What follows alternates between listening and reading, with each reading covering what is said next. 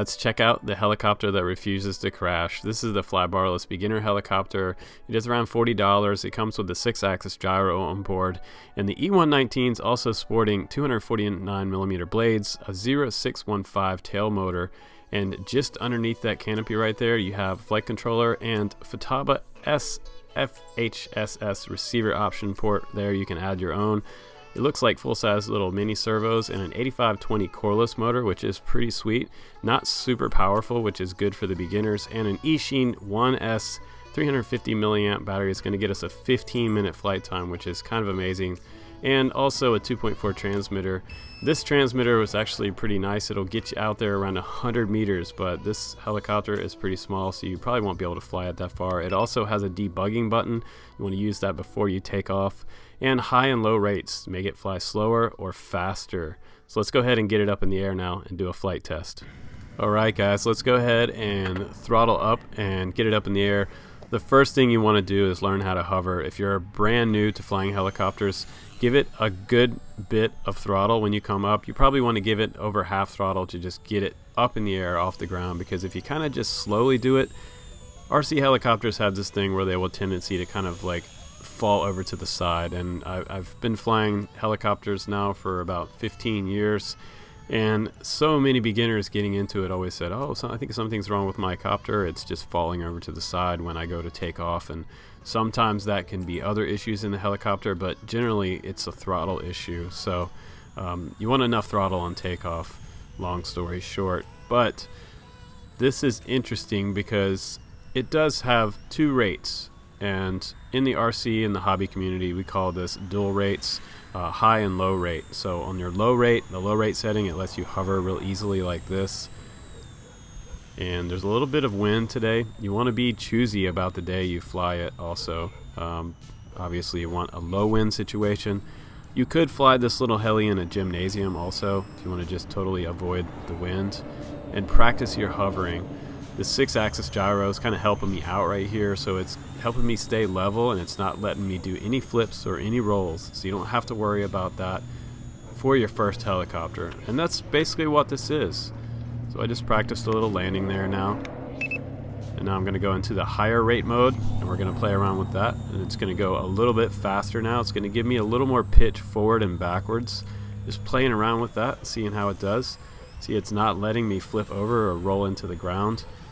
The hardest part about flying a copter that has what we would call idle up is that it will let you go upside down. But as a beginner, you really shouldn't be doing that for your first, at least your first couple months. It took me about 6 months. I used the simulator for a long time, and then I moved up to something like this. So now I use the debugging method to give it a little more stabilization, a little smoother flying, and that basically calibrates the accelerometer on the helicopter for you. So now, yeah, I did. Oh man, I just hit myself with it. That was awesome. Little blooper. We're just going to leave that in the video for you guys to see. But I could not crash this thing. It was awesome. I had a really good time flying it, and I knew that pulling it out of the box and looking at it, I was like, well, this is going to be one of those easy reviews. I'm just going to go out and have fun with this one. And I was flying it all week before I brought it to this spot. This is the combo that comes with 3 batteries. I believe there's one that might be a little bit cheaper that comes with 1 battery, and the more expensive one comes with 3 batteries. I'd suggest just getting the 3 battery combo. But it's almost impossible to crash. Now once you learn how to hover, the fun begins. For forward flight, you want to get into flying your forward flight.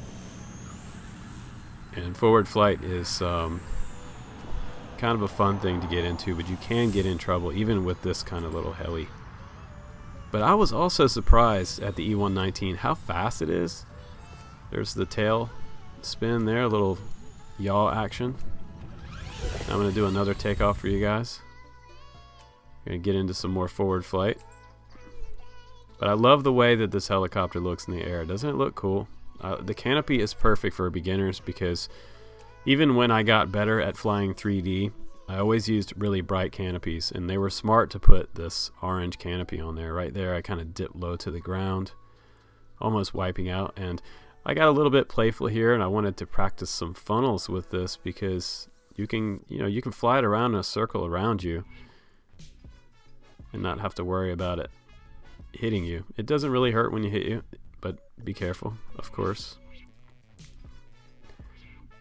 Try not to hit the cat.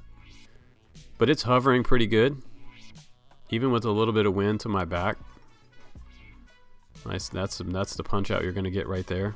Nice little punch out, but man, forward flight is where this copter is super fun. If you've never flown a helicopter before, this is a lot like flying a drone that has stability on it. So if you already have a little toy drone that you've been playing with, and you're interested in dabbling in helicopters, this would be a safe one to get, because I did crash this a couple times. Even though I say it's impossible to crash this thing, I almost hit the car right there. But I did crash it into the ground, and none of the links on the head broke off, which was kind of amazing. There I'm trying a tail in funnel, going around tail in. Kind of hard to hold it because the tail motor is pretty small. It doesn't have a lot of authority. But it's fun to play around with and learn all of the RC helicopter orientations, and it's just fun to fly a helicopter. So I think it's a fun and just an easy purchase, an easy bet. As far as the fun factor is 5 out of 5, and the quality is actually pretty good on this one. So I'd give it 5 stars for a beginner helicopter. But thanks again for watching my reviews, guys. Justin Davis, no problems with the E119. I'll see you on the next one. Take care.